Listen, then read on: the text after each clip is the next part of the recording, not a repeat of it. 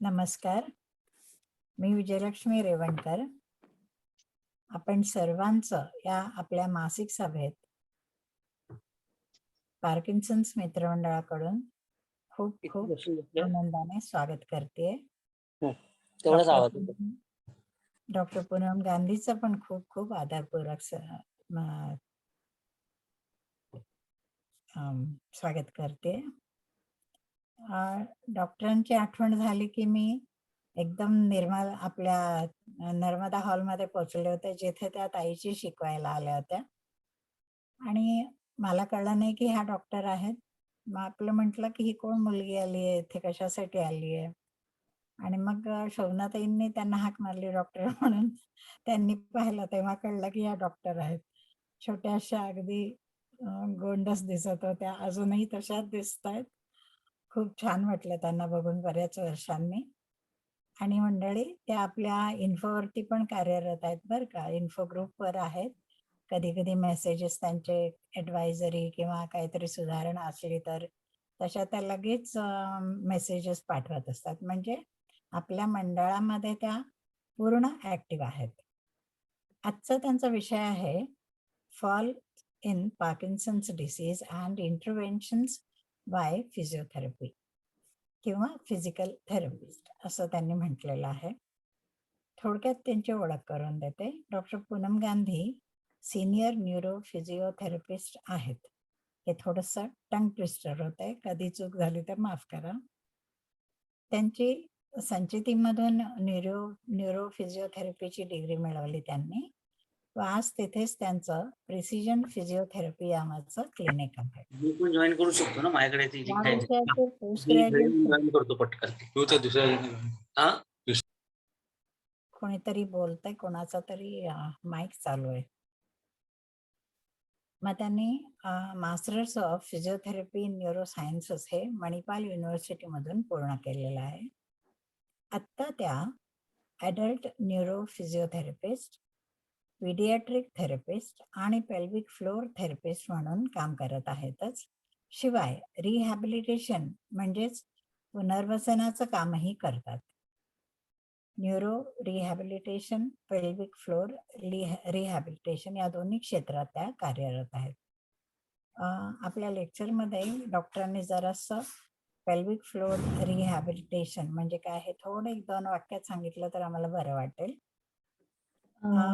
त्याशिवाय त्यांच्या Indian academy of cerebral palsy आणि सोसायटी ऑफ इंडियन थेरपिस्ट या संस्थांच्या पूनमजी सदस्य पण आहेत. या क्षेत्रांच्या नॅशनल ॲडवायझरी बोर्डवरही त्या कार्यरत आहेत. त्यांनी काही सर्टिफिकेट कोर्सेस पण केलेले आहेत. वेस्टिब्युलर रिहॅबिलिटेशन ड्यूक युनिव्हर्सिटीमधून, कन्स्ट्रेंट इंड्युस्ड मूवमेंट थेरपिस्ट म्हणून अलाबामा युनिव्हर्सिटीतून सर्टिफिकेट कोर्स केलेला आहे. Dynamic neuromuscular stabilisation level B प्रागमधून, पेल्विक फ्लोर थेरपिस्ट WOWIIPRE इथून, त्याच्यानंतर विसरल मॅनिप्युलेशन लेवल बॅरल इन्स्टिट्यूटमध्ये. अशा एक चतुरस्त्र फिजिओथेरपीमध्ये काम केलेल्या थेरपिस्ट आज आपल्याला मिळालेल्या आहेत. आणि त्यांचं मार्गदर्शन किंवा लेक्चर ऐकायला तुम्ही पण सगळे आतुर झाला असेल. तर मी आता पूनमजींना विनंती करते की त्यांनी त्यांचं लेक्चर सुरू करावं. पूनमजी. थँक्यू. मी मराठीमध्ये जास्तीत जास्त बोलण्याचा प्रयत्न करेल, पण काही वर्ड्स हे इंग्लिश मधून येतील तर आय एम सो सॉरी. मी काही म्हणजे कळलं नाही वगैरे तर प्लीज आस्क मी की हे कळत नाहीये किंवा परत सांगा. तुम्ही पेल्विक फ्लोर रिहॅबिलिटेशन बद्दल विचारलं होतं, त्याविषयी सांगते. सो पेल्विक फ्लोर बेसिकली एक मसल असतो बॉडीमध्ये जो युरिन कंट्रोलसाठी हेल्पफुल असतो. म्हणजे स्पेसिफिकली बायकांना after a particular age urine control करण्याचे प्रॉब्लेम्स किंवा before pregnancy, after pregnancy, during pregnancy urine control किंवा शीचा कंट्रोल हा जातो किंवा कमी होतो. तर ते परत आणण्यासाठी पेल्विक फ्लोर रिहॅबिलिटेशन हे केलं जातं. इट इज अ सायलेंट, म्हणजे खूप असं त्याच्याबद्दल प्रमोशन वगैरे करत नाही. ते खूप सायलेंट सफरिंग सारखं आहे. म्हणजे people don't talk about it. कोणी जास्त बोलत नाही त्याच्याबद्दल because there are diapers available म्हणून मग ते आणि दिसून येत नाही. बट फिमेल्स किंवा males, lot of people are suffering with this problem की युरिनच कंट्रोल करता येत नाहीये. आणि it can be shameful as well as a suffering for a patient. पण कसं आहे की त्याच्याबद्दल अप्रोच करायला बरेच लोक खूप वेळ लावतात. आपल्या इकडे ह्या गोष्टींचं डॉक्टरांकडे पर्यंत पोचायला की मला युरिन कंट्रोलचा प्रॉब्लेम होतो, शू किंवा शी कंट्रोलचा प्रॉब्लेम होतो, हे खूप वेळ लागते बऱ्याचदा. So I work specifically in that field where I help to regain की हा मसलचा कंट्रोल कसा आणायचा आणि युरिनचा कंट्रोल कसा आणायचा, आणि लिकेज, युरिन लिकेज कमी कसा करायचा, ह्या क्षेत्रात मी थोडंफार काम 4 वर्षापूर्वी सुरू केलं होतं. This is regarding pelvic floor rehabilitation.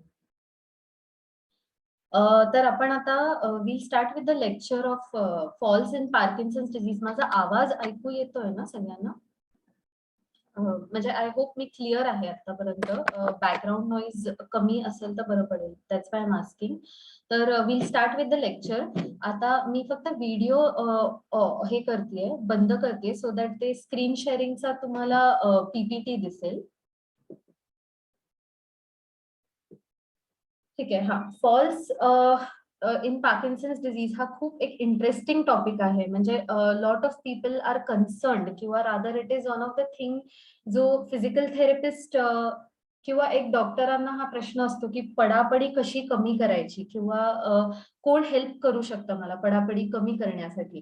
त्यामुळे मला वाटलं की ह्या टॉपिकवर आपण थोडी चर्चा करूया किंवा ऍटलिस्ट थोडा ओव्हरव्ह्यू देण्याचा विचार केला मी. तर ॲज इंट्रोडक्शन मध्ये सांगितलं की माझं मास्टर्स इन न्यूरो फिजिओथेरपी झालंय अडल्ट न्यूरो सायन्सेस मध्ये, आणि मी LSVT बिग थेरपिस्ट आणि बिग फॉर लाईफ थेरपिस्ट पण आहे. आता LSVT बिग ही एक ट्रीटमेंट पद्धत आहे पार्किन्सन्स मध्ये. आपण थोड्या वेळाने ह्याच्याबद्दल बोलूया. हे व्हिडिओ आहे एक जे फॉल्स मला पहिले दाखवायचं आहे सो दॅट फॉल्स कसे होऊ शकतात किंवा किती डिव्हस्टेटिंग असतात किंवा आपण फॉल्स का डिस्कस करतोय हे आपण ह्याच्याने कळेल. So this is one old lady जी व्हीलचेअरवर बसता बसता खाली पडली आहे. So these are some of the, like, this is one of the circumstances which leads to falls. तर पहिले तर मला डिस्कस करायचं की why are we discussing falling in Parkinson's. So falling is one of the leading health concerns for people in Parkinson's. कारण आणि according to Dr. Rubinstein, falls are the most common, serious, devastating problems faced by Parkinson's patients. So हा एक खूप मोठा problem आहे आणि ह्याला कसं कंट्रोल करायचा हा प्रश्न बऱ्याचदा people who come to the clinic with problems related to Parkinson's विचारतात. So we will be discussing falls in general. आता when it comes to fall आपल्या डोक्यात काय येतं की मला बॅलन्स नाही होत आहे, माझ्या बॉडीचा बॅलन्स मला करता येत नाही म्हणून मी पडतोय. तर बॅलन्सचा अर्थ काय आहे? Balance is basically our ability to maintain upright position. म्हणजे एक स्थिर पोझिशन मेंटेन करणं सिटिंग मध्ये किंवा स्टँडिंग मध्ये, ह्याला बॅलन्स म्हणतात in any environment or on any surface. Balance maintain करण्याचं काम हे आपलं डोळ्याचं असतं, आपल्या स्नायूंचं असतं, आपल्या सांध्यांचं असतं आणि आपल्या कानांमध्ये एक छोटासा सिस्टम असतो वेस्टिब्युलर सिस्टम. ह्या 4 गोष्टी बॅलन्स मेंटेन करण्यासाठी खूप उपयोगी असतात. सो हे एरियाज, हे 4ही ज्या गोष्टी म्हणजे स्नायू, डोळे, जॉईंट्स आणि इनर इयर म्हणजे आपल्या कानातला वेस्टिब्युलर सिस्टम हे एकत्र काम करतात, तेव्हाच आपला बॅलन्स हेल्दी हा मेंटेन्ड असतो. तर त्या बॅलन्स, हा बॅलन्स जेव्हा कमी होत जातो as age increases or in Parkinson's, तर that leads to fall. That is one of the thing that can lead to fall. आता आय थिंक मी इंट्रोडक्शन टू पार्किन्सन्स डिसीज वगैरे जास्त डिटेलमध्ये नाही बोलणार, कारण I guess everybody is aware of this. पण मी थोडे स्टॅटिस्टिक्स देते, ज्यामुळे वी विल अंडरस्टँड की फॉल हे how devastating or how serious can be a fall.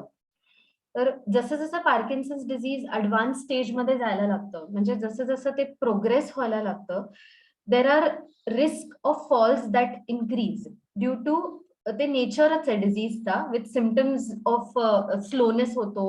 बऱ्याच पार्किन्सन्स पेशंट्समध्ये मूवमेंट स्लो व्हायला लागतात, स्टिफनेस वाढायला लागतो, म्हणजे कडकपणा वाढायला लागतो, रिजिडिटी वाढायला लागते आणि बॅलन्स कमी कमी व्हायला लागतो त्या डिझीजच्या नेचरमुळे, ज्यामुळे रिस्क ऑफ फॉल्स हा वाढायला लागतो.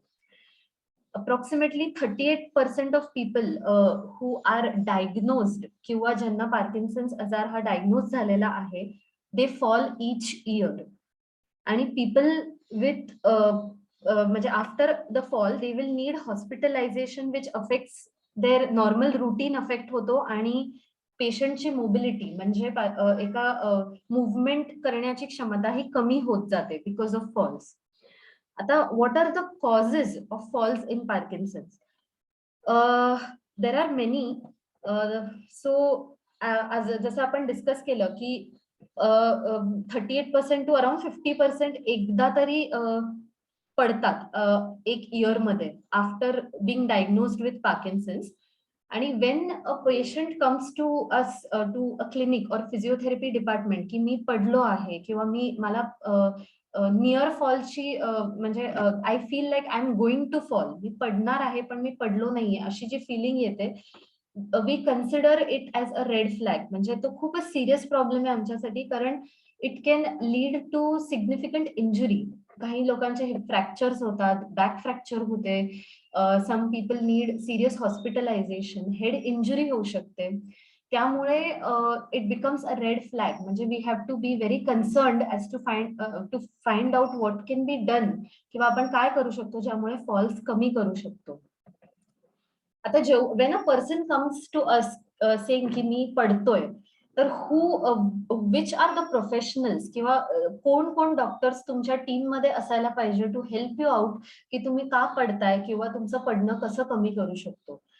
एक तर तुमचा फिजिशियन. सो पार्किन्सन्स डिझीज पेशंटचा फिजिशियन किंवा MD मेडिसिन डॉक्टर जे असतात त्यांना आपण जनरल फिजिशियन्स जे म्हणतो, दे शुड बी इन्व्हॉल्व्ड और they should be informed that you have fallen. Neurologist असला तर उत्तमच आहे, त्यालाही इन्फॉर्म करणं गरजेचं आहे की फॉल्स होत आहेत किंवा फॉलची फ्रिक्वेन्सी वाढते. A physical therapist should be involved if you are falling or in the stage of near fall. आणि ऑक्युपेशनल थेरपिस्ट.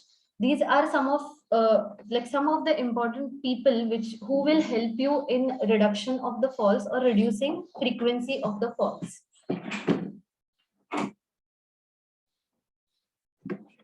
सो जसं आपण डिस्कस केलं की फॉल्समुळे क्वालिटी ऑफ लाईफ रिड्यूस होते, ज्याचा अर्थ काय की दैनंदिन ऍक्टिव्हिटीज जे असतात, आपल्या दिवसाच्या ज्या ऍक्टिव्हिटीज आहेत त्या आपण करायला कमी करतो, और वी गेट स्केर्ड. आपल्याला भीती वाटायला लागते की आता मी हे केलं तर मी पडेल, ज्याला आपण रिड्युस्ड क्वालिटी ऑफ लाईफ असं म्हणतो. एक मिनिट, मी जरा बोलू का? हो, शुअर शुअर. ते स्लाइड हलतच नाहीये, म्हणजे तुम्ही PPT सुरू केलंय का? हो, मी केलंय आणि स्क्रीन शेअरिंग पण आहे. पण ते नाही दिसत आहे, म्हणजे त्या स्लाइड हलत नाहीयेत. म्हणजे माझ्या स्क्रीनवर पहिलीच स्लाइड आहे. माझ्या पण. ओके ओके, मी एकच मिनिट, फक्त मी त्याला चालू करते परत. पॉज झालाय समहाऊ, त्याला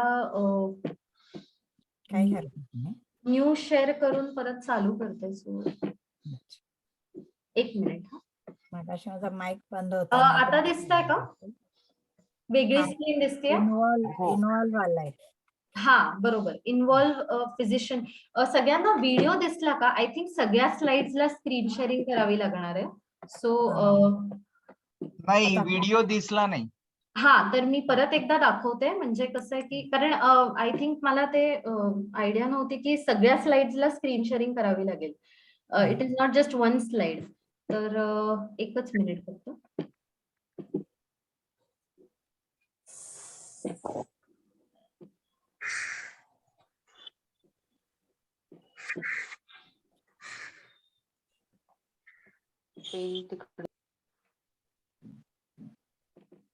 मी व्हिडिओ चालू करतेय परत. आय थिंक आता दिसेल.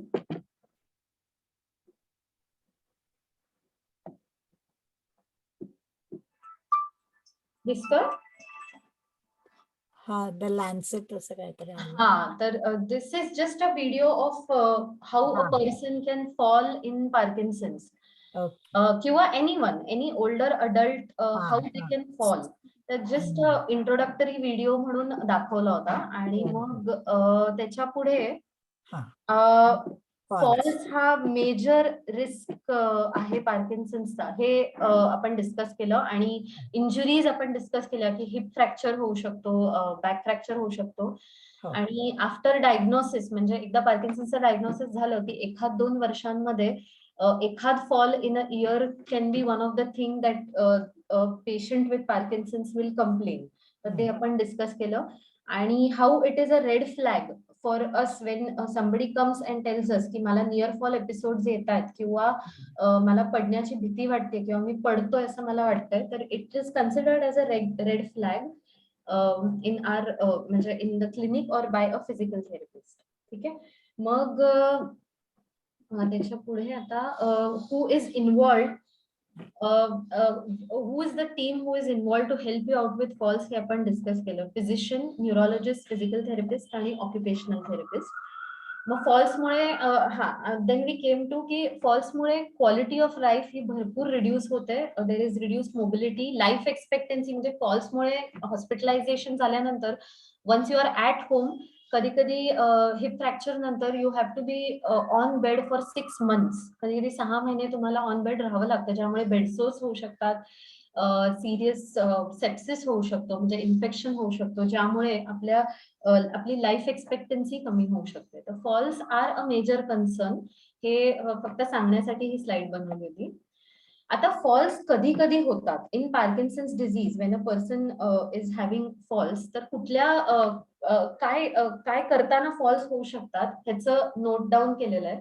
तर एकतर वळताना फॉल्स होतात, चालताना वेट शिफ्ट, म्हणजे आपण उजवा पाय उचलताना डाव्या पायावर वजन घेतो किंवा डावा पाय उचलताना उजव्या पायावर वजन घेतो, हे समजो इनकरेक्टली होत असेल तर पडापडी होऊ शकते. इनअॅक्युरेट स्टेपिंग, म्हणजे समोर ऑब्स्टॅकल दिसला नाही, चुकून स्टेप छोटा घेतला किंवा मोठा घेतला, ट्रिपिंग होऊ शकतं. आणि freezing of gait. Freezing of gait आपण थोडं डिटेलमध्ये डिस्कस करूया की what exactly is a freezing of gait. बऱ्याच जणांना माहिती असेल. सो फ्रीजिंग एपिसोड म्हणजे inability to move your feet, म्हणजे पाय न हलवता येणे किंवा कुठली दुसरी part of your body you are not able to move it, initiate किंवा मुवमेंट करता येत नाही. आणि इट कॅन अकर, फ्रीजिंग हे कधी कधी होऊ शकतं. It can happen when you are getting out of the चेअरवरनं उठताना फ्रीजिंग होऊ शकतं. डोरवेज मध्ये, म्हणजे डोर्सच्या from one place to another, when you are crossing the door, तिथे फ्रीजिंग होऊ शकतं. हॉलवेज मध्ये फ्रीजिंग होऊ शकतं. एलिव्हेटर्स मध्ये, म्हणजे लिफ्ट्स मध्ये फ्रीजिंग होऊ शकतं. Kitchen, bathroom, small closed areas मध्ये जनरली फ्रीजिंगचा एपिसोड होतो, ज्याचा अर्थ काय की you are not able to start a movement चालू करता येत नाही. हे स्टार्टिंग ऑफ द मुवमेंटला होऊ शकतं, पोझिशन चेंज करताना होऊ शकतं किंवा टर्निंगला होऊ शकतं. आणि this is one of the factors which leads to falls. फ्रीजिंगमुळे अँझायटी पण भरपूर वाढते आणि त्यामुळे फॉल्सचे सिम्पटम्स किंवा फॉल्स होणं खूप म्हणजे फॉल्स होणं हे खूप इझिली सुरू होतं फ्रीजिंग एकदा सुरू झालं की. सो हे फ्रीजिंग ऑफ गेटचा अर्थ हा आहे. आता one important thing is that कोणी पण फॉल्स हे प्रॉब्लेम घेऊन आला तर it is very important to find out what is the cause of the fall.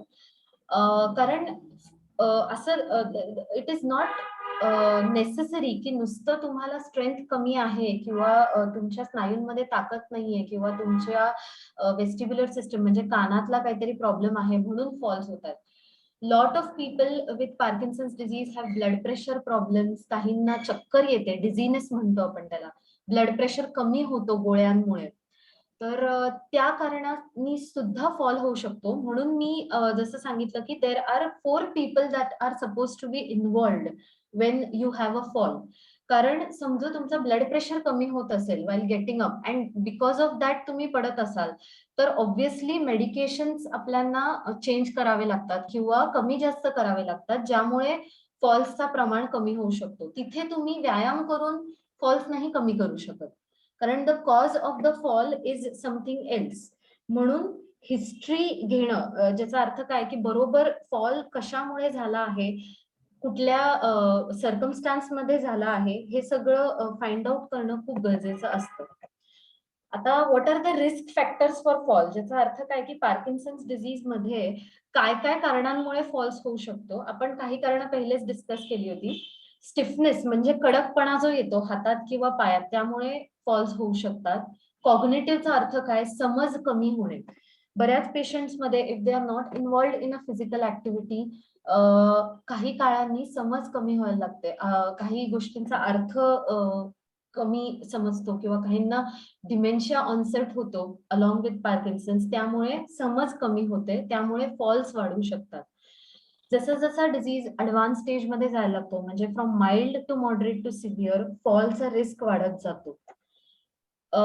दोन गोष्टी एकत्र करायच्या असतील, ज्याला आपण डुअल टास्किंग म्हणतो, म्हणजे काय की चालताना मोबाईल वापरणे किंवा चालताना बोलणे किंवा लेट्स से काम करताना काही एक काम करताना कोणीतरी मागून ओरडलं आणि दुसरं काहीतरी विचार येणे, ह्याला डुअल टास्किंग म्हणतात. दोन गोष्टी किंवा तीन गोष्टी मल्टीटास्किंग करताना फॉल्स वाढू शकतात. डिस्कायनेसिसचा अर्थ काय आहे की सम इनव्हॉलेंटरी मुवमेंट, म्हणजे पाय आपोआपच वाकडा होतोय किंवा हात आपोआपच वाकडा होतोय, ह्याला आपण डिस्कायनेसिस म्हणतो, which is one of the side effect of Parkinson's medication only. सिंडोपाचा लॉंग टर्म युजनी डिस्कायनेसिस सुरू होतात, सिनेमेटच्या लॉंग टर्म युजनी, तर त्यामुळे फॉल्स होऊ शकतात. ज्या कोणांना because of old age fall history असेल की मी मागच्या महिन्यातच पडलो आहे, तर they have again increased risk of fall. Freezing of gait, जे आपण पहिल्या स्लाइड मध्ये डिस्कस केलं होतं की एक गोष्ट, एक कुठली चालणं सुरू नाही करता येते किंवा काही part of your body move नाही करता येते, सुरू नाही करता येते मुवमेंट, त्याला फ्रीजिंग ऑफ गेट म्हणतात. हाय डोस ऑफ लिव्होडोपा, जसं मी आता सांगितलं की खूप हाय डोस असेल त्याचे साइड इफेक्ट्स असतात डिस्कायनेसियाज, म्हणजे इनव्हॉलेंटरी मुवमेंट, त्यामुळे फॉल होऊ शकतो. पोस्चरल इन्स्टेबिलिटी म्हणजे काय की स्थिरता मेंटेन न करता येणे, त्यामुळे फॉल होतात. शफलिंग म्हणजे छोटे छोटे पावलं ठेवून चालणे, खूप छोटी स्ट्राइड लेंथ असणे, म्हणजे खूपच छोटे छोटे पावलं ठेवून चालतात, त्यांचे फॉल्सचा रिस्क जास्त असतो. मुवमेंट कमी असली, स्लो मोबिलिटी म्हणजे मुवमेंट खूपच स्लो आहे, काही गोष्टी ज्या आपण खूप पहिले फास्ट करू शकत होतो ते आता खूप स्लो झाले आहेत, त्यामुळे फॉल्स वाढतात. ट्रान्सफर करताना म्हणजे बेडवरनं उठताना मागेच पडले किंवा चेअरवरनं उठताना मागेच पडले, ज्याला आम्ही आमच्या भाषेत रेट्रोपल्शन म्हणतो, ह्यामुळे फॉल्स वाढतात.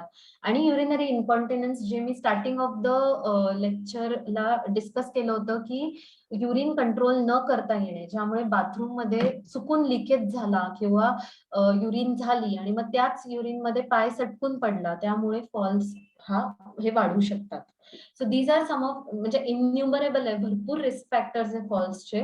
म्हणून एक गोष्ट लक्षात ठेवणं खूप गरजेचं आहे की very difficult to prevent falls, पण फिजिकल थेरपी इंटरव्हेन्शन किंवा कुठल्याही मेडिकेशनच्या इंटरव्हेन्शननी आपण फॉल्सची फ्रिक्वेन्सी कमी करू शकतो आणि आपण फॉल्सचा म्हणजे number of falls basically reduce करू शकतो किंवा त्याला कंट्रोल करू शकतो, फॉलला कंट्रोल करू शकतो. पण आपण प्रिव्हेंट करायला, it's very difficult to prevent a fall, कारण देर आर इनन्युमरेबल कॉजेस आणि समटाइम्स कॉज फाइंड आउट करणं टेक्स अ लॉंग टाइम, त्यामुळे आपण फॉलची फ्रिक्वेन्सी कमी करू शकतो. सो जे काय इंटरव्हेन्शन किंवा जे काय फिजिकल थेरपी आपण करतो ते most of the times are to reduce the number of falls but not to prevent a fall. म्हणजे मी हे केलं तर फॉल माझ्या आयुष्यात मला कधी होणारच नाही असं नसतं, पण तुम्हाला 10 फॉल्स होत असतील तर 10चे 5 करूया, 4 करूया. To reduce the frequency of falls is what is the main aim of any professional who is involved in fall care. आता जेव्हा फिजिकल थेरपी क्लिनिकमध्ये येतात तेव्हा आम्ही काही टेस्ट करतो ज्यामुळे तुमचा रिस्क किती आहे फॉलचा हे फाइंड आउट करता येतं. हे सगळी ह्या स्लाइडवर सगळी नावं आहेत टेस्टची. Berg's balance scale, best test, TUG test, dynamic gait index, functional gait assessment, functional strength gait assessment आणि मेडिकेशन्स. म्हणजे बेसिकली तुम्ही कसे चालताय, तुम्ही how are you getting up from the bed, how are you getting up from the chair, how are you sitting on the chair, तुम्ही एका पायावर किती उभं राहू शकताय, तुम्ही वेट शिफ्ट कसे करू शकताय, तुम्ही ड्युअल टास्किंग करू शकताय का, तुम्ही चेअरवरनं उठून टर्न करू शकताय का, ह्या सगळ्या गोष्टींचा टाइम्ड टेस्ट करतो आम्ही क्लिनिकमध्ये, ज्यामुळे we try to find out what is the risk of your fall, how much are you prone to falling or near falling. तर ह्या फक्त टेस्ट मी मेन्शन केल्या ज्या generally we use as measures, किंवा आम्ही जसं आता फॉर एक्झाम्पल आपण डॉक्टरांकडे इन्फेक्शन किंवा फीवरसाठी गेलो तर ते आपलं कसं पॅथॉलॉजी टेस्ट वगैरे करायला पाठवतात, कुठला बग आहे to find out which is the bug which has cause this infection. तसंच ह्या टेस्ट आहे to find out what are the things that may be causing the fall in you. मग जसं मी सांगितलं, इफ कोणाला इंटरप्ट करायचं असेल आणि काही क्वेश्चन विचारायचं असेल तर विचारू शकतात का? Should I go ahead? Yes ma'am. Okay.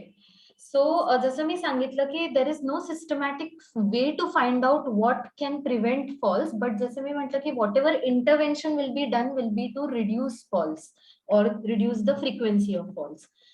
So जसं मी म्हटलं की आपण आता reducing frequency of fall from a point of view of a physical therapist, कारण मी स्वतः फिजिकल थेरपिस्ट आहे.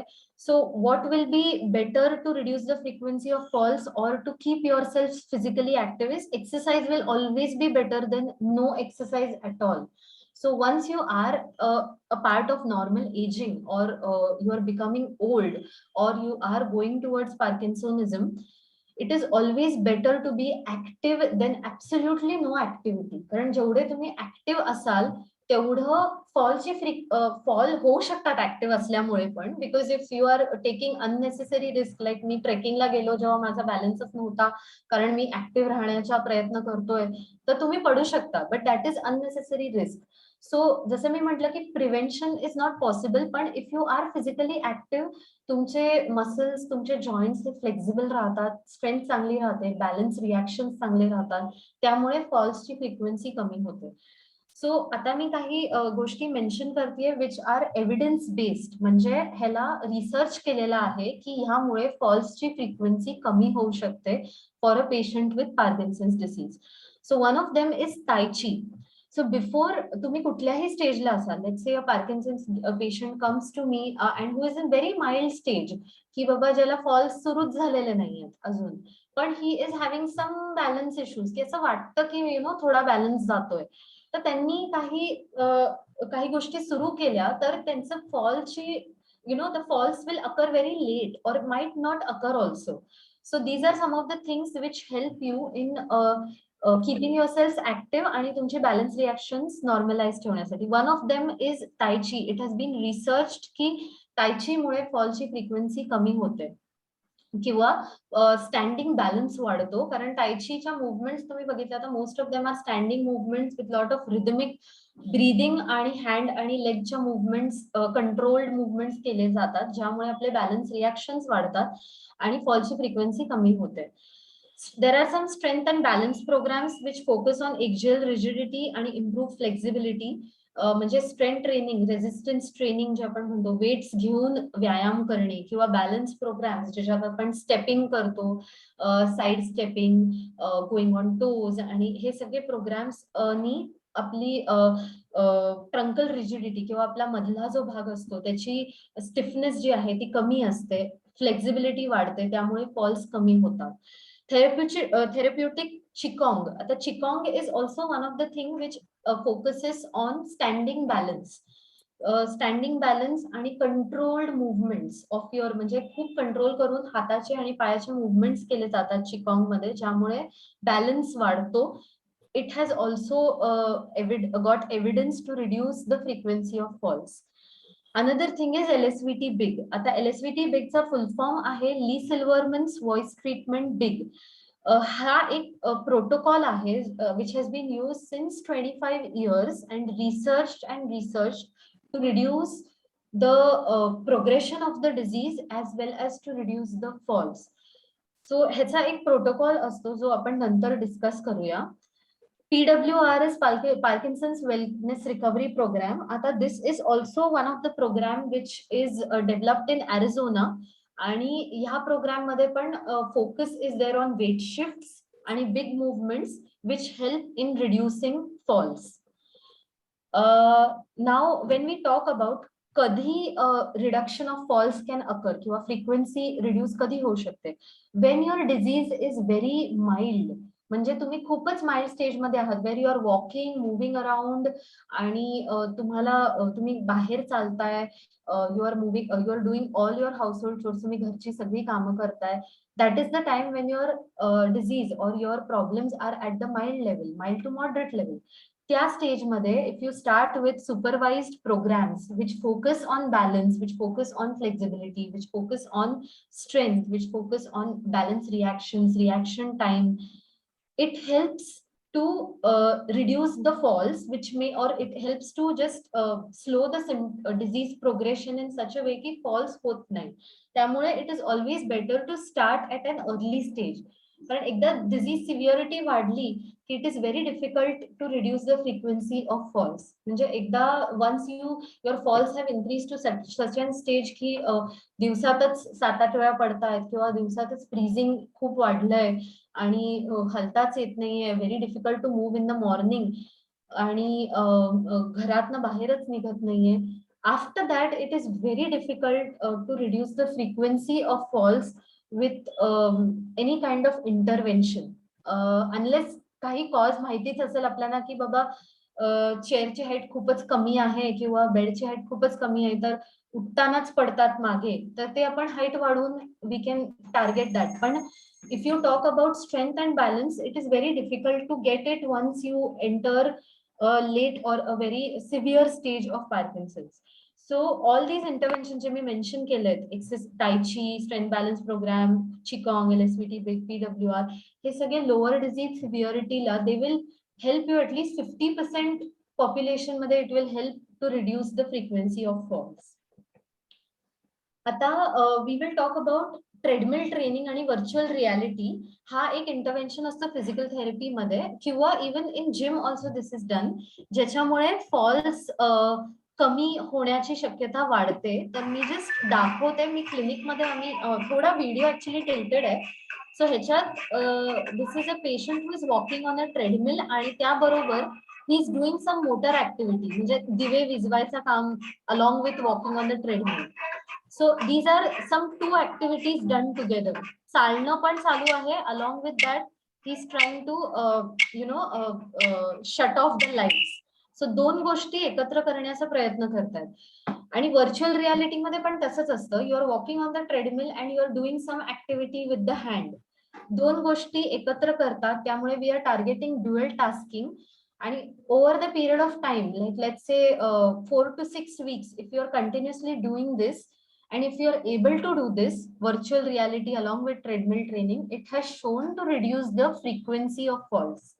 म्हणजे तुमच्या फॉलचे प्रमाण कमी होण्याचा रिसर्च झालेला आहे ह्याच्यावर. नाव जसं मी आता सांगितलं, there is 55% reduction in falls and fall risk with virtual reality आणि ट्रेडमिल ट्रेनिंग, ज्याच्यात आपण कॉग्निटिव्ह आणि मोटर चॅलेंजेस ऍड करतो. म्हणजे नुसतं ट्रेडमिल ट्रेनिंग नाही, पण त्याच्याबरोबर you add some motor challenge, जसं आता आपण पाहिलं व्हिडिओमध्ये. त्यामुळे ट्रेडमिल ट्रेनिंगमुळे फायदे काय होतात की तुमचा पाय ठेवण्याचा स्ट्राईड वाढतो, म्हणजे your distance between 1 foot and other while walking increases, ज्याला आपण स्ट्राईड लेंथ म्हणतो. वॉकिंग डिस्टन्स तुमचा वाढतो because your heart capacity increases because of treadmill, आणि बॅलन्सही वाढतो because you are taking 1 step ahead of the other. आणि कधी कधी if you are not even holding the railings of the treadmill, तुम्ही नुसतंच ट्रेडमिलवर चालताय, त्यामुळे गेट स्पीड वाढते, ज्यामुळे फॉल्स रिड्यूस होतात आणि फॉल रिस्क पण रिड्यूस होते, because you are working on dual tasking along with strength and balance. आता रिॲक्टिव्ह स्टेप ट्रेनिंग पण ट्रेडमिलवरच केली जाते, ज्याच्यात आपण मी व्हिडिओ दाखवणार आहे ज्याच्यात तुम्ही ट्रेडमिलवरची स्पीड अब्रप्टली चेंज करता. म्हणजे फॉर एक्झाम्पल तुम्ही ट्रेडमिलवर समजा 1 मीटर पर सेकंडच्या स्पीडनी चालताय, तर you abruptly change the speed to 1.4, then you again change to 1.2, then you again change to 2. This is abrupt change in speeds, which also helps in reactive stepping. US मध्ये काही boards पण त्यांनी invent केले आहेत, ज्यामुळे तुम्हाला step training करवतात. म्हणजे पायाच्या खाली ते keep a board, wooden board ठेवतात आणि ते वुडन बोर्ड सडनली थोडंसं हलवतात, ज्यामुळे तुम्हाला बॅलन्स गेल्यासारखं वाटतं आणि तुम्ही पुढे स्टेप करता. So this is basically reactive step training. त्यामुळे तुमचे बॅलन्स रिॲक्शन्स वाढतात and that helps in reduction of falls again. आणि obstacle crossing on the treadmill. आता मी फक्त त्याचा एक व्हिडिओ दाखवते ऑब्स्टॅकल क्रॉसिंग ट्रेडमिलवर कसं. आय थिंक व्हिडिओ क्लिअर आहे. त्याच्यात a person is walking on the treadmill आणि बरेच ऑब्स्टॅकल्स येत आहेत. He is trying to step on that. So परत एकदा दाखवते. So this is one of the intervention which has also shown to reduce the frequency of falls as well as to reduce falls.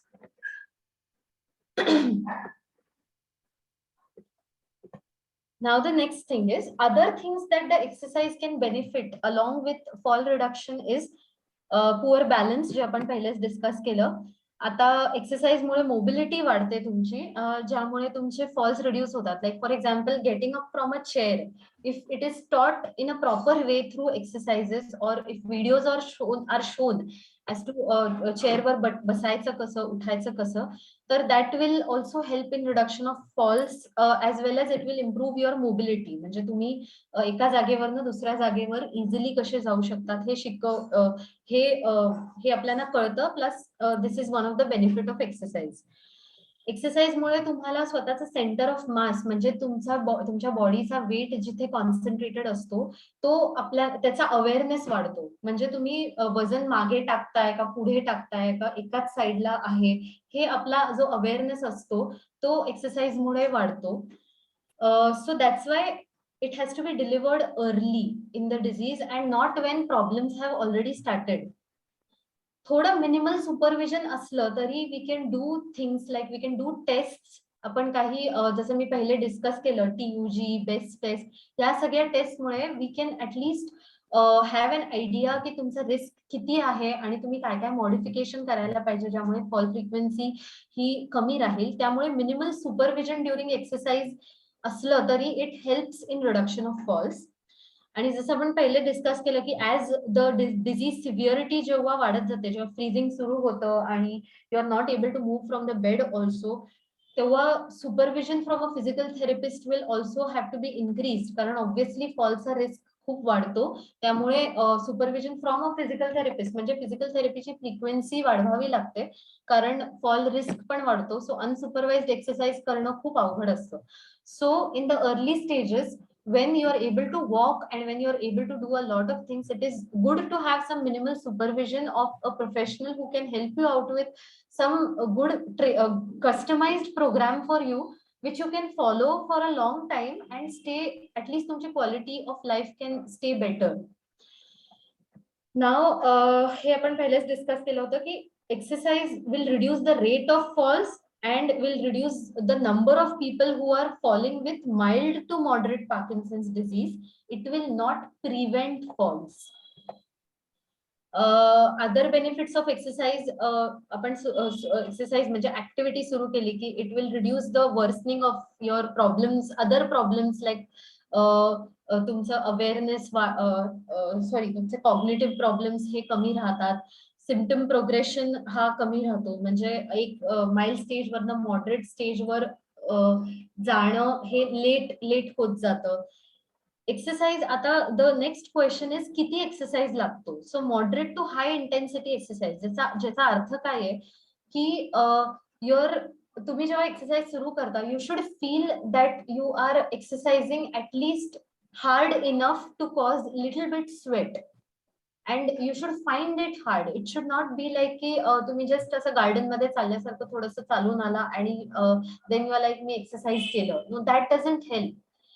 it should have some intensity, where after doing a particular exercise you should at least have that perceiving of yourself की okay मी somewhat hard exercise केलेला आहे किंवा I have put my effort in such a way that I feel hard.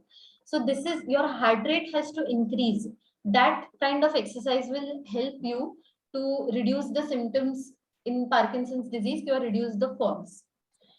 And exercise will also help the brain's ability to use dopamine. जे आपला main concern असतो Parkinson's मध्ये की dopamine production हा कमी होतो, तर बाहेरनं जो डोपामिन दिलेला जातो त्याचा यूज वाढवण्यासाठी also exercise helps.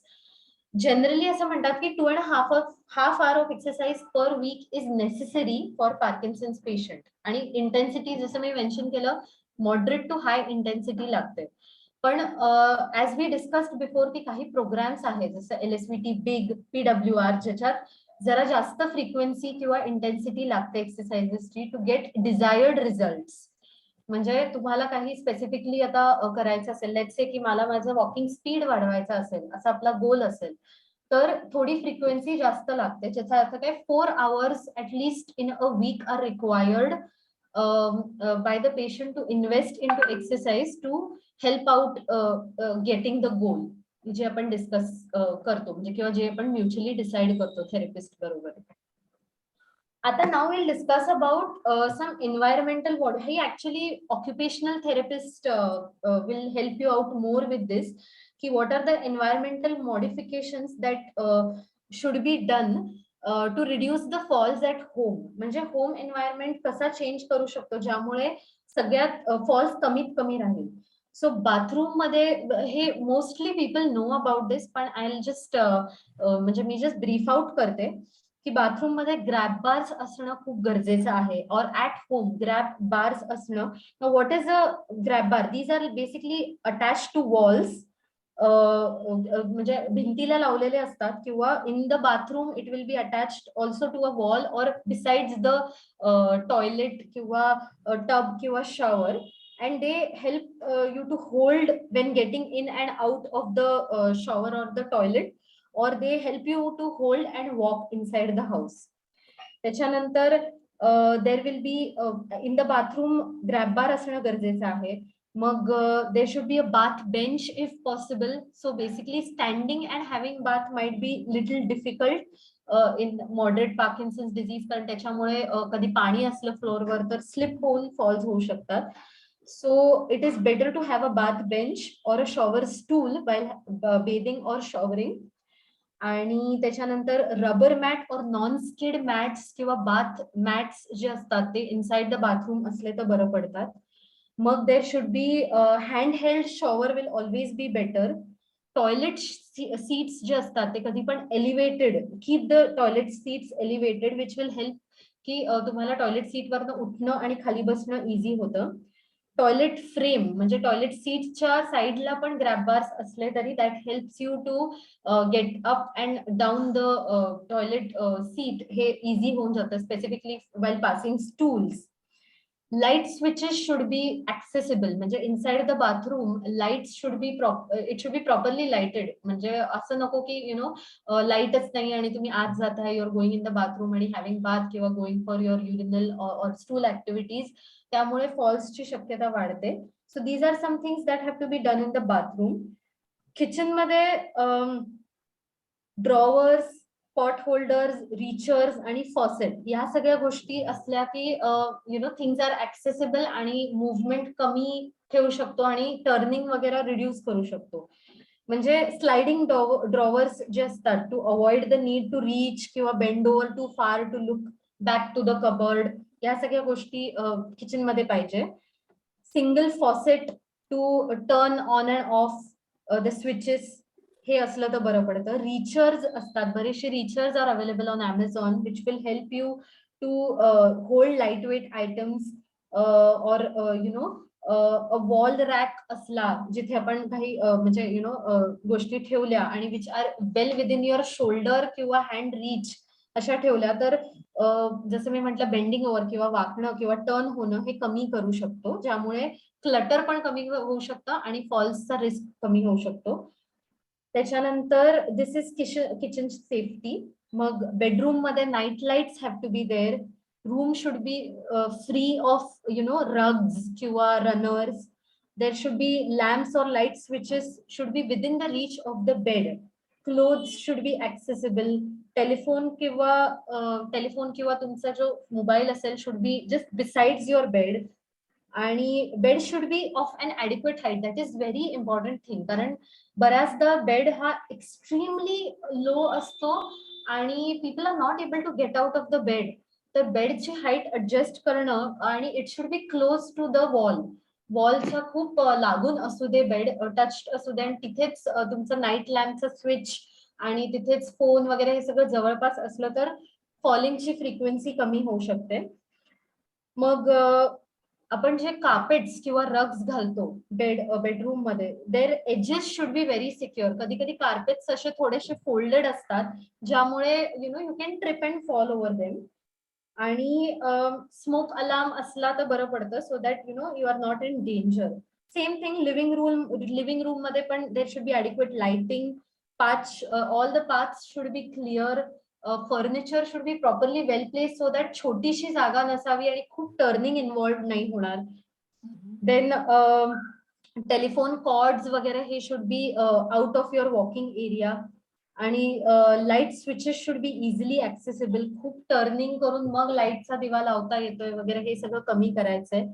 So all these things are there which will help you reduce freezing at home as well as reduce the turning required or bending required, and that will help you reduction in number of falls at home.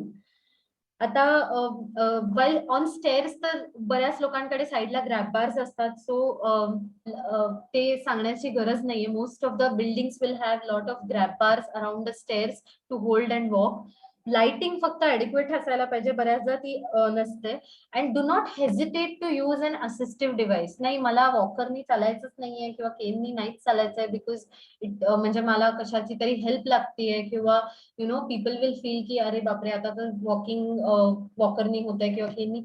Don't feel ashamed of using an assistive device. It is very important to keep you safe. Rather, beauty is not important here. Keeping you safe after you are diagnosed with having balance problems or issues related to strength or falls. It is very important to be safe than to be sorry after having a fall. So always never hesitate to use an assistive device. Lagla तर cane वापरा, but take help and do not fall. Other general tips are laundry and housekeeping वगैरे ते ठीक आहे, म्हणजे these are mostly manageable things. आणि medications and all should be taken on time.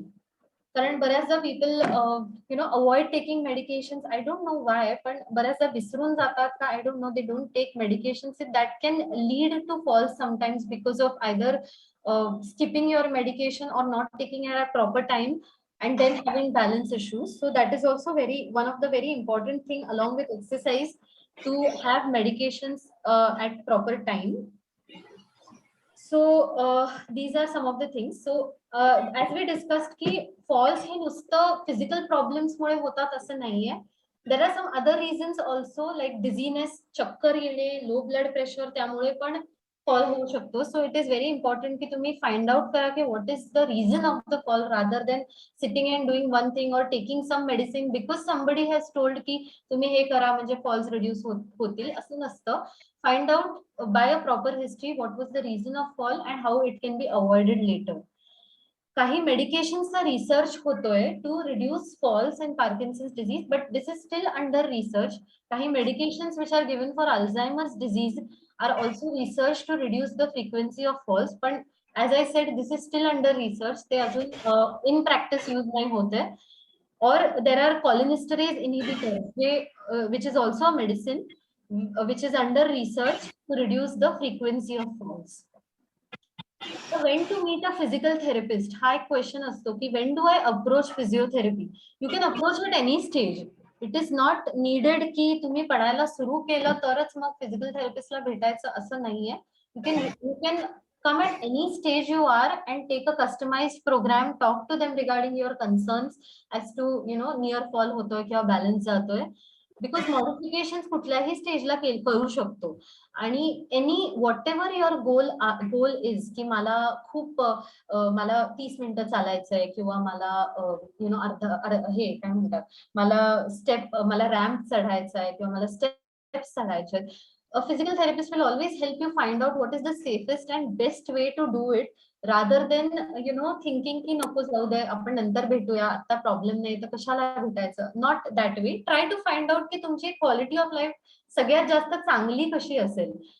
With whatever problems you have, it is important to have a good quality of life. म्हणजे even if I am wheelchair bound, I should be able to roam around and go to a movie theater, watch a movie, come back home. I should be able to cook sitting on my wheelchair at home. I should be able to do my dress, म्हणजे माझे dress मला आवरता यायला पाहिजे, मला स्वतःचं dressing, स्वतःचं bathing हे करता यायला पाहिजे, despite you being on a wheelchair. So it is not important to have a walking म्हणजे कॅन्डिडेट, म्हणजे सारखी मला चालायलाच पाहिजे आणि चालून मी पडलो तरी चालेल असं नसतं. You should have a good quality of life even if you are on wheelchair. So for that always think about quality of life, की तुमचं फॉल्स कमी असायला पाहिजे. So even if you take assistive aids, it is okay, but be safe आणि have a good quality of life and you should be able to enjoy a life. So that's why it is important to meet a professional to find out की काय modify करू शकतो, ज्यामुळे I can do some of my activities without thinking की मी आता पडेल का, मी आता हे होईल का, and stop restricting your activities.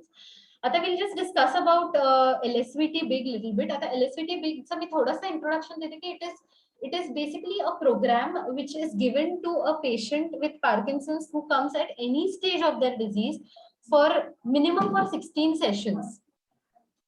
ह्या प्रोग्राम मध्ये strength, balance, rigidity, weight shift या सगळ्या गोष्टी एकत्र कंबाईन करून हा प्रोग्राम केला जातो, particularly for a specific patient.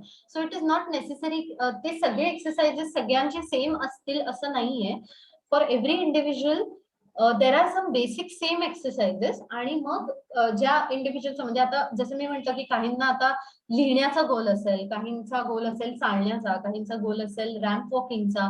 तर all these goals are taken into mind to form a programme for a patient to help them achieve their goals. आणि जसं आपण सगळ्यांना माहिती आहे, there is brain's ability to adapt or to change after practising a lot. तर ह्या programme मध्ये lot of practice is done of specific movements, ज्यामुळे तुमचा बॅलन्स, तुमची स्ट्रेंथ आणि वाढते, रिजिडिटी कमी होते over a period of 16 days minimum.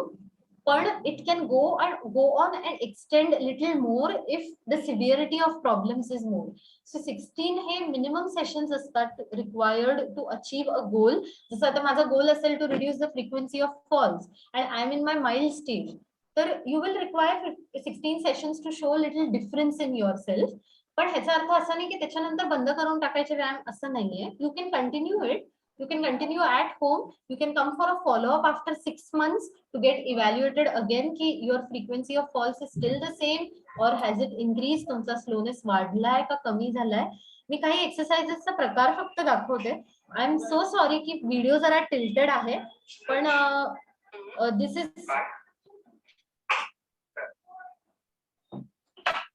these are some of the exercises which मी just दाखवते so that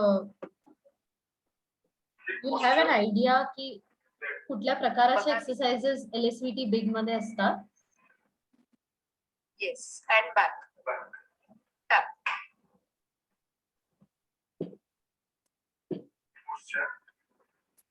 त्याच्यात पोश्चर वर खूप भर दिला जातो, टर्निंग्स वर भर दिला जातो, स्टेपिंग्स वर भर दिला जातो, ज्यामुळे बॅलन्स वाढतो आणि स्ट्रेंथ वाढतो. Somebody has raised hand, so काही क्वेश्चन विचारायचा आहे का?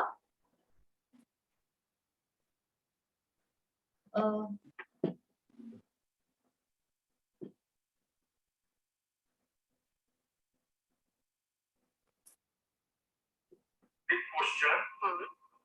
Left leg, right leg. Stretch. Down. Up.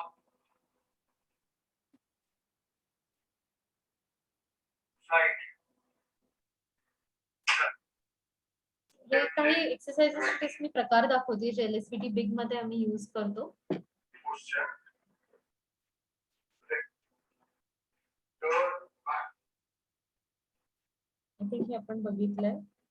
आता ट्रेडमिल ट्रेनिंग बद्दल आपण बोलत होतो. तर ट्रेडमिल ट्रेनिंग मध्ये फक्त सरळ नाही चालत. There are different ways to walk on treadmill to reduce the frequency of falls. So त्याचे मी काही व्हिडिओज दाखवते. तर for example if you see this fellow, हे मागे चालतायत ट्रेडमिलवर. So these are some different ways to walk on treadmill आणि टू इन्क्रीज स्पीड आणि to increase challenge on treadmill to reduce the frequency of falls. यांना mild PD आहे. So he is just walking. हे just video आहे to show how he is walking back on the treadmill. आता backward walking आणि dual tasking. आता he is तुम्ही बघितलं तर he is walking back on the treadmill आणि ते बॉल कॅच थ्रो करतात. He is not holding anything. So हे चॅलेंजेस असतात जे आपण ट्रेडमिलवर देऊ शकतो to improve the balance. So there are many things that you can do. So treadmill वर फक्त सरळ चालायचं नसतं. There are different ways to walk on treadmill and increase the challenge. आता इथे I think the video is clear. फक्त ते tilted आहे. हे बंधू मागे चालतायत आणि ही बॉल कॅच थ्रो करतात. सो दोन गोष्टी एकत्र करतायत. ड्युअल टास्किंग करतात. This is a video of side walking on treadmill.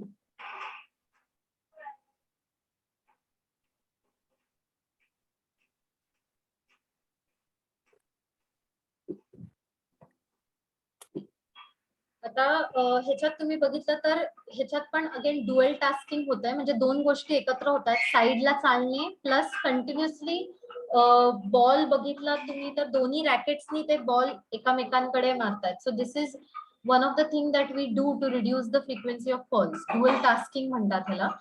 एक तर साईडला पण चालणे आणि त्या बॉलला रॅकेटच्या मध्ये ठेवणे. त्या दोन गोष्टी ते एकत्र करतायत टू इम्प्रूव्ह हिज बॅलन्स.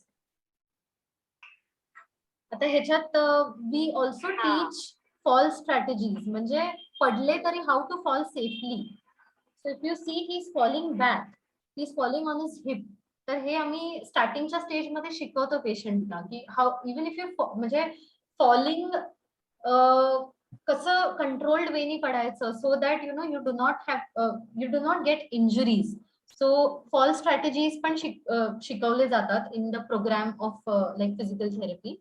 आता ह्याच्यात बॅलन्स ट्रेनिंग विथ कॉग्निशन. ह्याचा अर्थ काय, मी त्यांना एक कलर दाखवतेय. त्या कलरच्या मतलब आता येलो कलर दाखवलं तर येलो ह्याच्यावर ठेवायचं, पाय ठेवायचा. तर balance training along with cognition म्हणजे जो कलर आहे त्याच स्टेपवर पाय ठेवायचा. तर या सगळ्या गोष्टी आपण करतो टू रिड्यूस द फॉल्स.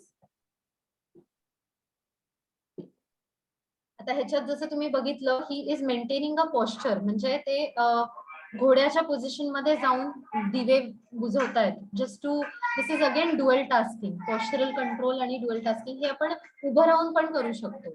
उभं राहून दिवे बुझवणे सो दॅट यु नो तुमचं बॅलन्स वाढतं.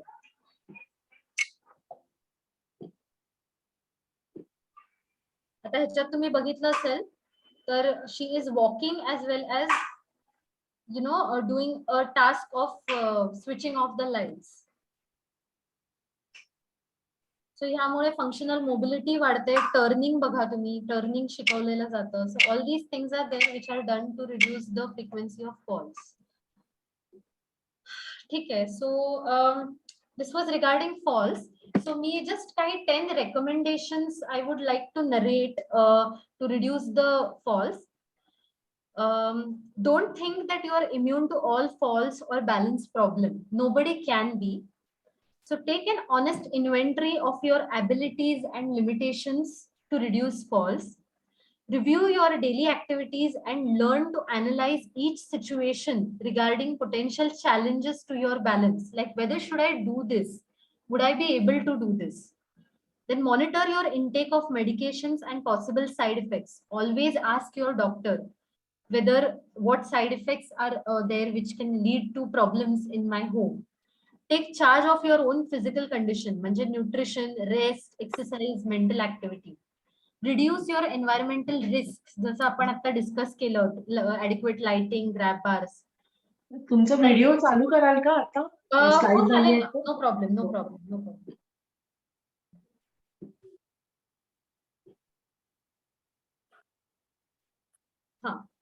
Then consider adapting your surroundings for improved safety. Consider utilizing an assistive device. जसं मी म्हटलं की don't feel ashamed की मला केन किंवा वॉकर घेऊन चालावं लागतंय. Always try and use an assistive device if that is needed to reduce falls. Don't drop your guard. Stay alert. Like pay attention. Don't म्हणजे फॉर एक्झाम्पल आता डुएल टास्किंग जसं मी म्हटलं की always consider paying attention. Video तुमचं sharing बंद करा. Okay, ठीक आहे, चालेल, एक मिनिट. हा, आणि be prepared to handle a fall. म्हणजे फॉल झाला तरी you should be always prepared की आता ठीक आहे, what do I do if I fall. So basically टेलिफोनचे नंबर्स रेडी ठेवणं, ॲम्ब्युलन्सचा नंबर, हॉस्पिटलचा नंबर आपल्याकडे असणं, नियर डिअरचा नंबर आपल्याकडे असणं, हे सगळं you should be ready. Even if there is a fall you should be ready to handle it. So these are some of the important recommendations for like if you are having fall, or if you want to know ki how to go through or how to handle a fall. So I think my presentation is done. So if any questions are there related to falls किंवा काही म्हणजे presentation मध्ये काही कळलं नाही किंवा काही regarding anything, I think now is the time to ask. Ma'am, LSVT वरती तर खूपच छान सांगितलं तुम्ही. आणि चीकॉंग हे काय असतं हे जरा कळेल? मला जरा जोराने, मला आवाज नाही आला तुमचा. LSVT बद्दल खूप छान कळाली माहिती. Oh, thank you. हा, चीकॉंगचं काही जरा थोडं सांगाल? सो आता qigong basically is it is like tai chi, पण चिकॉंग मध्ये खूप स्टँडिंग बॅलन्स वरच असतं. बेसिकली पोस्चरल कंट्रोल, म्हणजे तुम्ही सिटिंग मध्ये पण करू शकता हे किंवा स्टँडिंग मध्ये. You are supposed to maintain a posture and have a focus on your breathing along with movements. म्हणजे आता for example I am sitting in one place, I'll be first trying to focus on my breathing, की माझा म्हणजे rate काय आहे ब्रीदिंगचा, how shallow, किती छोट्या छोट्या किंवा किती वेगाने मी ब्रीथ करते किंवा how shallow I am breathing, ह्याच्यावर फर्स्ट वी फोकस. आणि त्याच्यानंतर we try to focus on the movements that you are doing along with your breathing. So it is like tai chi only, पण लिटल सिम्पलर देन टायची. अच्छा, thank you. आणि हे customise विचारू? हा, विचारा प्लीज. हा, कस्टमाइज थेरपी मध्ये हे सगळे इन्क्लुझिव्ह असतात का? हो, कस्टमाइज थेरपी मध्ये जनरली कसं असतं, पहिले इव्हॅल्युएशन असतं, म्हणजे 1 ते 2 दिवस, कधी कधी 1 वीक जातो, जस्ट टू इव्हॅल्युएट की what are the problems. Because when a person comes they have an number of problems. म्हणजे it's not just related to की मला स्ट्रेंथ कमी पडतीये किंवा माझा बॅलन्स जातोय. There are many things. म्हणजे घरी काय चाललंय, मेडिकेशन किती घेतायत, तुमचे पुढचे गोल्स काय आहेत, हे सगळं इव्हॅल्युएट करायलाच कधी कधी 1-1, 2-2 तास जातात. आणि मग then depending upon that we decide की ह्या for this person what kind of customise programme will be required. So everything may not be required for everyone. पण काही लोक तर इतकी चांगली असतात ना, म्हणजे आता फॉर एक्झाम्पल आता मी जे व्हिडिओ दाखवलं तुम्हाला, त्याच्यात that person is so good की ते स्वतः ड्राईव्ह करून येतात, म्हणजे ऑन अ 2 व्हीलर, पण त्यांना नियर फॉलचा इन्सिडेन्स म्हणजे जाणवला. That's why he was like no, I have to seek help to find out की हे वाढायला नाही पाहिजे. सो त्यांच्यासाठी we had very higher challenges, like आता backward walking on treadmill along with catching throwing. हे त्यांच्यासाठी एक म्हणजे this is an activity for him, पण that can not be for everyone. If somebody comes on wheelchair in front of me, I can not tail हिम चला आता treadmill वर चाला आणि मी तुम्हाला बॉल कॅच करू, दॅट इज मॅड. सो म्हणजे customise programme is basically तुमच्या इव्हॅल्युएशन मध्ये व्हॉट आर युअर प्रॉब्लेम्स आणि तुमचा गोल काय आहे लाईफमध्ये, ह्याप्रमाणे आपण व्यायाम दाखवतो किंवा प्रोग्राम देतो त्यांना, which will help to have a good quality of life. जसं मी सारखे म्हणते की your quality should be good, you should be able to do a lot of things despite having problems. Doctor, I have one question. हा, Doctor, can you hear me? Can you hear me? हां, बोला. Yes, yes. See, I want to know more about how to fall in case if a fall happens. How to fall? What are the techniques? Like how they show in the football matches? जसं मी म्हटलं की it is very difficult to prevent a fall. So fall सांगून येत नाही, पण हो. There are some strategies which you can learn. जसं मी आता एका व्हिडिओमध्ये दाखवलं की त्या काकांना आम्ही दाखवत होतो की पोझिशन मध्ये जाऊन मागे हळूच पडा. So these are some of the things which you train your body to do in case even if fall happens, तुमचा हात तुमच्या प्रोटेक्शनला असेल, किंवा even if you fall on your hip, it will not be an impact की तुम्हाला फ्रॅक्चरच होईल direct. So these are some of the ways. जसं एक व्हिडिओ मी दाखवला तसे for everyone going in that position might be difficult. So आम्ही दुसरे veg दाखवतो. Like for example sitting on the chair मध्ये थोडस लाईक फास्ट नज करायचं आणि मग त्याच्यात हँड प्रोटेक्शन करायला शिकवायचं. So all these things are there which we tell a patient depending upon their condition की तुम्ही फॉल स्ट्रॅटेजी कशी यूज करा. किंवा we use reactive step training. जसं मी तुम्हाला सांगितलं in the beginning of the lecture की एक वुडन बोर्ड असतो ज्याच्यावर आपण पेशंटला उभं करतो आणि थोडंसं त्याला नज करतो खालून. त्यामुळे त्यांना स्टेप कसा घ्यायचा हे शिकवतो. सो थोडंसं खालून फ्लोरिंग आपला हलवला की आपण कसं स्टेप घेतो हिप स्ट्रॅटेजी यूज करून, तसं ते क्लिनिकमध्ये मिमिक केलं जातं, ज्यामुळे तुमच्या ब्रेनला ती स्ट्रॅटेजी कळते किंवा ती शिकवली जाते, ज्यामुळे तुमचे फॉल्स आपोआप थोडे you understand basically what to do when something trips over किंवा काही अननोन ऑब्जेक्ट तुमच्या समोर आला. Even if you have a near fall, तुमचा हँड तुम्ही कसा प्रोटेक्शनसाठी वापरणार किंवा तुम्ही स्टेप कसा पुढे घेणार हे सगळं ब्रेनला शिकवलं जातं. So these are some of the things which we teach. Doctor एक कवर्ड आहे का? सपोज आता मी रस्त्यावर उभा आहे क्रॉस करायला आणि समोर बस जाते, बस क्रॉस झाली, मला सडनली असे बस क्रॉस झाली किंवा व्हेकल क्रॉस झाली की चक्कर येते आणि मी पडतो, असं होतंय मला. This comes from the parking special programme करावा लागेल त्याला. तुम्ही रोडच्या मध्ये आहात असं म्हणाला का? डिवायडरच्या इकडे उभा आहे आणि बस जाते, क्रॉस होते आणि आय सडनली फॉल डाऊन. म्हणजे बस गेल्यावर I cannot withstand the movement of the bus which is coming. तर आता ओके, आय अंडरस्टूड.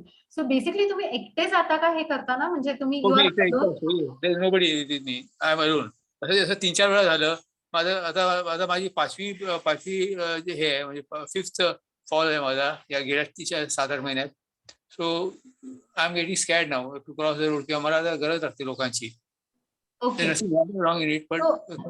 थिंग तर एक आहे की तुम्हाला if you need help take help. Secondly बघावं लागेल की त्यावेळेस तुम्हाला भीती वाटते बसची येण्याची का, because of which you are getting dizzy, का तुमचं ऍक्च्युअली म्हणजे बीपी वगैरे लो होतोय त्या टाइमला का काय हे चेक करावं लागेल ऍक्च्युली. ते डॉक्टर सकाळी मला होतं हे dizziness always in the morning after my tea and till it remains till 11:30-12 o'clock, for more than that 2 o'clock 3 o'clock. The whole day I'm dizzy. Evening I'm feeling better. Evening I'm much better. So हा डिझीनेस तुमच्या medication related आहे का it is because of? कारण मी recently हे Syndopa plus मी I started Pramipex, not Pramipex, Syncapone 100. Syncapone घेतल्यावर मला त्रास चालू झाला हा जास्त. तुम्हाला ज्यांनी प्रिस्क्राईब केले मेडिकेशन तुम्ही त्यांच्याशी बोलू शकता का की I am having this dizziness issue? Tomorrow I'll talk to him.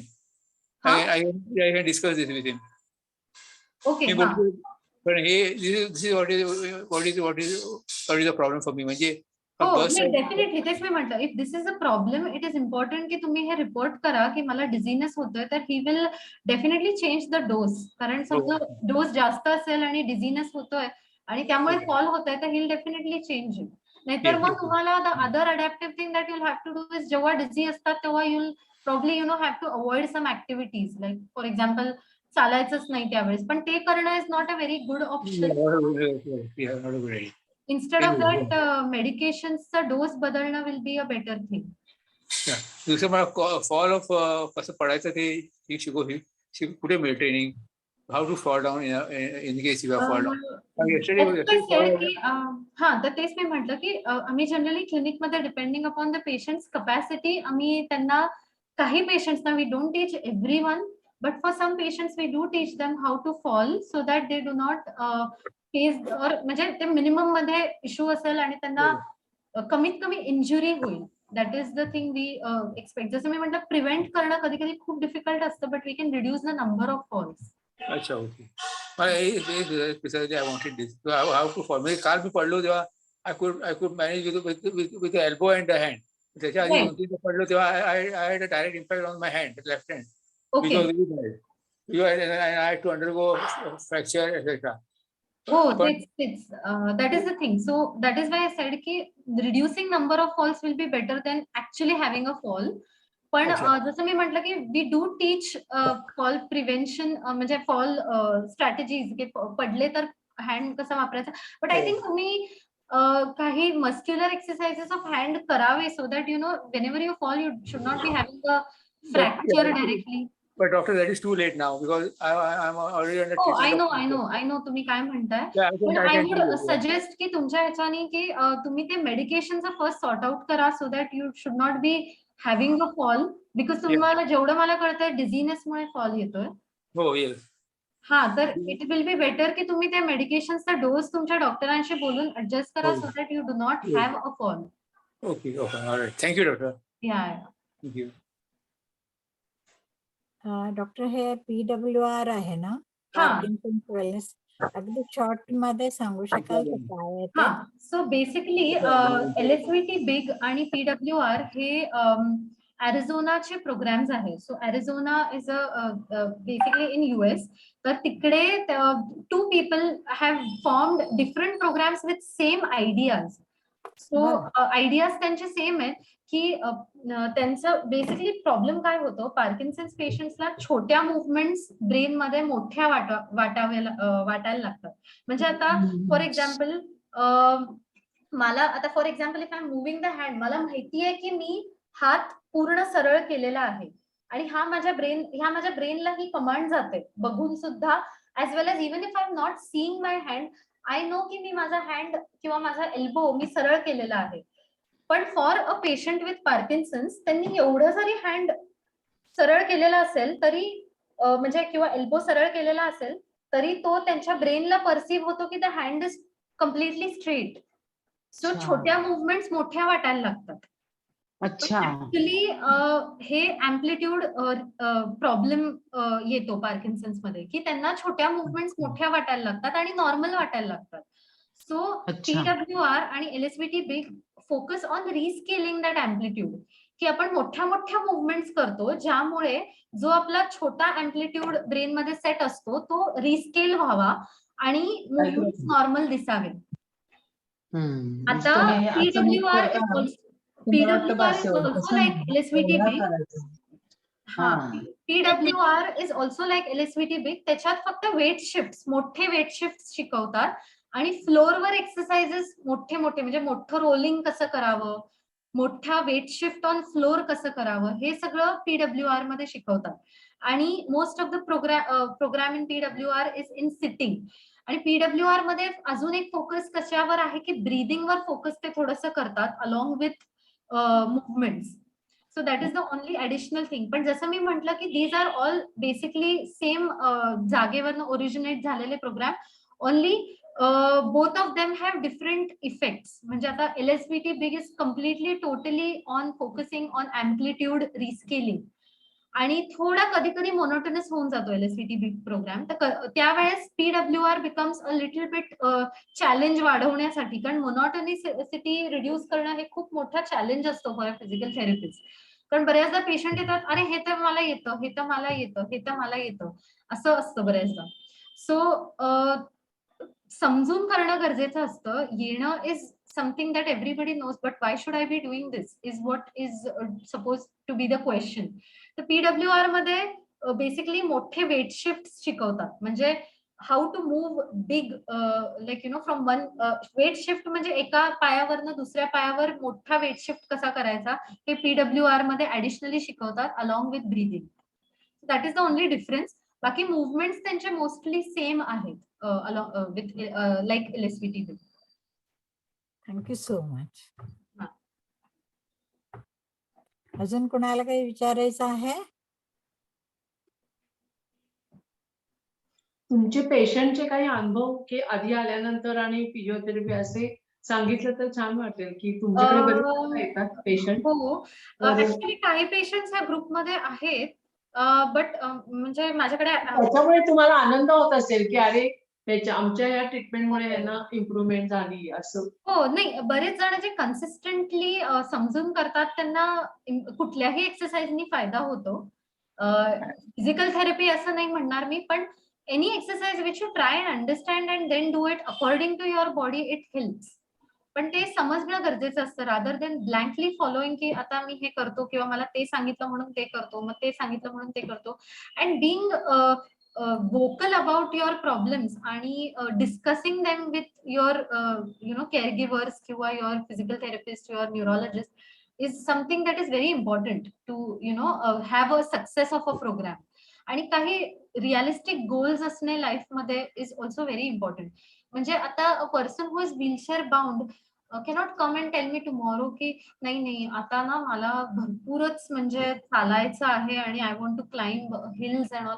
नाही, that is not realistic probably for him right now. So discussing it with a physical therapist आणि मग formulate करणं programme that will help in the success of program. बऱ्याचदा तेच main lacking thing असतो की discussion होत नाही आणि lot of the things are uninformed, काही डिसिजन्स अनइन्फॉर्म्ड घेतलेले जातात आणि त्याचं इव्हॅल्युएशन होत नाही बरोबर आणि मग त्यामुळे sometimes there is a failure of programme की it might not become successful. That is the only hurdle which we face की discussion कधी कधी होत नाही काही गोष्टींचा. मॅडम मी विचारताय हा विचार. ऍड्रेस मिळू शकेल का? क्लिनिकचा ऍड्रेस मिळू शकेल का? हॅलो. मॅडम मी विचारते, हा मला पार्किन्सन 17 वर्षापासून आहे ओके आणि माझ्याकडे न्यूरो फिजिओथेरपी स्थिती आहे सध्या. ओके माझा लेफ्ट हँड साइडचा हात जो आहे हा हा शोल्डर पासून आपला एल्बो पर्यंत भयंकर दुखतो. म्हणजे याच्या माझी PBS झाली आहे 2 वर्षापूर्वी. हा तर तेव्हापासून ते बॅटरी बसवली तेव्हापासून तो दुखतो आहे, तर still दुखतोच आहे हात. मग मुवमेंट्स होतात अशा, पण त्या आता LSVT काय जे आहे बिग मुवमेंट्स आता तिने सुरू केले आहेत. तर त्याच्यावर काही आणखीन टेस्ट वगैरे करायला हव्या का? ऍक्च्युली पेन्स कधी होतायत, का होतायत आणि त्याला कमीत कमी कसं ठेवू शकतो हे तुम्ही तुमच्या फिजिकल थेरपिस्ट बरोबर एकदा डिस्कस केलं तर बरं पडेल. कारण they will have some interventions ज्याच्याने पेन कमीत कमी लेवलवर असेल आणि नसेल तर मग talk to your neurologist. They might prescribe you some medicines which will at least control the pain जेव्हा तुम्ही काही ऍक्टिव्हिटी करत असाल तेव्हा. ते झालं मॅडम, मी न्यूरोलॉजिस्टला कन्सल्ट केलं, ऑर्थोपेडिकला कन्सल्ट केलं, त्याच्यानंतर न्यूरोसर्जनला कन्सल्ट केलं, तर त्यांनी मेडिसिन दिल्या पण स्टील इट इज पेनिंग. म्हणजे सो बेसिकली तुम्ही तुमच्या फिजिकल थेरपिस्ट बरोबर बोलून एकदा लाईक काही पेन रिलिव्हिंग डिव्हाइसेस असतात किंवा काही बेज लाईक हॉट पॅक्स वगैरे ज्याच्याने पेन कंट्रोलमध्ये राहतील ते केलं तर तुम्हाला म्हणजे ऍटलीस्ट ऍक्टिव्हिटीज करता येईल आणि you'll not face this issue की बाबा खूपच दुखतंय आणि मला काहीच करता येत नाही. I have to lie on bed. So you talk to her in brief की पेन रिलिव्हिंग मोडॅलिटीज काही असतात का ज्यामुळे पेन कमीत कमी राहील. ओके. डॉक्टर तुमचा क्लिनिकचा ऍड्रेस मिळू शकेल का मला? सॉरी मला ऐकून क्लिनिकचा ऍड्रेस मिळू शकेल का? मी ग्रुपवर शेअर केलं तर चालेल का हो नंतर? चालेल चालेल. चालेल, चालेल. Yes. चालेल ना ग्रुपवर शेअर करा. हा चालेल. That will be best. Thank you. या डॉक्टर, छान झालं सेशन, मस्त एक्सप्लेन केलं तुम्ही, त्याबद्दल मी धन्यवाद आहे on behalf of the team. पण एकदम छान झाला programme. Thank you so much. Actually falls हा खूप इंटरेस्टिंग टॉपिक आहे इन अ वे की आणि it is out of the blue, म्हणजे out of the blue topic आहे, म्हणजे काय पटकन ज्याची माणसाला गरज आहे तोच टॉपिक आहे हा. हो कारण it is something which really leads to serious problems. So Yes. ते डिस्कस करणं आणि त्याच्याबद्दल काहीतरी लाईक रिलायबल इंटरव्हेन्शन असणे आणि ग्रुप ऍक्टिव्हिटी असणं हे गरजेचं असतं. Yeah, and I'm of the opinion that every Parkinson's patient has to pass through this route to fall. So he has to equip himself with what steps can he take, whether he is aware or not, that he has to understand. पण छान झाला programme आणि topic thank you. ठीक आहे. So I think will conclude this programme. काही questions वगैरे असतील नंतर तर you can post it on group. मला जेवढं जमेल तेवढं I will try and answer them. Anyway thank you for inviting me आणि will stay in touch. Yes thank you bye bye. Definitely, bye. doctor. आज तुम्ही खूपच छान एक्सप्लेन केलं. तर मला डायरेक्टली पेशंट कडनंच ऐकायला मिळालं की प्रोग्राम कसा झालेला आहे. परत कन्क्लूड करायला म्हणून मी काही सांगायला राहिलेलं नाहीये. इतकं छान झालेलं आहे. कारण का हे सगळ्या गोष्टी कस्टमर थेरपी असते, त्याच्यानंतर एक्सरसाइजेस कसे कन्सिस्टंटली करावेत, त्याच्यानंतर हे चीकॉंग म्हणा किंवा एलएसव्हीटी म्हणा किंवा आपल्या पार्किन्सन्स वेलनेस प्रोग्राम म्हणा, याबद्दल सगळ्यांबद्दल जवळजवळ पहिल्यांदाच माहिती मिळाली. आणि मोस्ट थँकफुल म्हणजे पेल्विक फ्लोर थेरपी कळल्याबद्दल.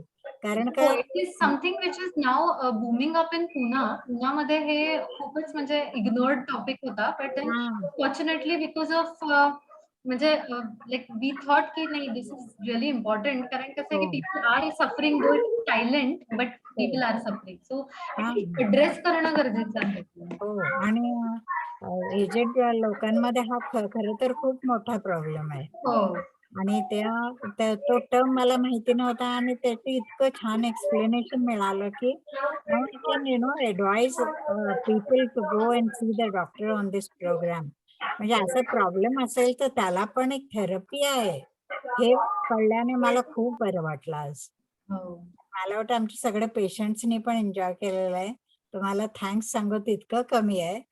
एवढ्या लहान वयामध्ये तुम्ही इतक्या एक्सपर्टली सगळे क्लीन म्हणजे अगदी क्लिअरली सांगितलं. तेच एवढे खुश होते म्हणजे मी काही सांगायलाच नकोय.